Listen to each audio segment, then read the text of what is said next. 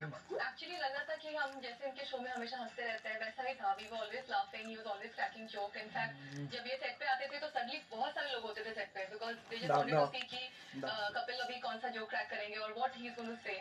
सो बहुत मजा आया हम लोग को शूट करते हुए. तो अब इतना गोल्ड क्यों पहनते हो? गोल्ड कितना? ये गोल्ड नहीं है. नहीं, गले में गोल्ड एक्चुअली क्या है, आदमी ने हम्बल रहना चाहिए. ऐसा करके चलेगा तो नहीं चलता. गोल्ड 50 तोला रहेगा तो आदमी अपना पैसा हम्बल रहना.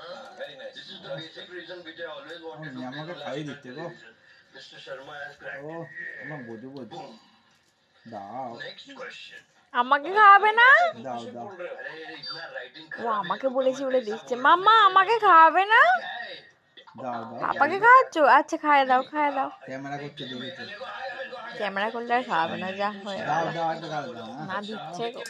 मिस्टर शर्मा चाय नहीं पीते. কত করে তুলছে গো, মুঠো করে তুমি যেমন তোলো তেমনই তুলছে। हमने सुना है कि वैक्स स्टैचू बनाए हैं और एक्चुअली क्यों बनाते हैं वैक्स स्टैचू में बनाते हैं? না খেলা করছে এবার নিয়ে। আমি একটু খাইয়ে দেবো আমি একটু খাইয়ে দেবো तो मोमबत्ती का करेंगे क्या?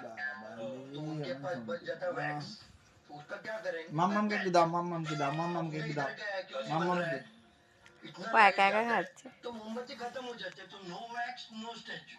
राइट. उधर ओनली वैक्स तो only statue. Logic. Madam Tushar तो कपूर होता है. तो मैडम भी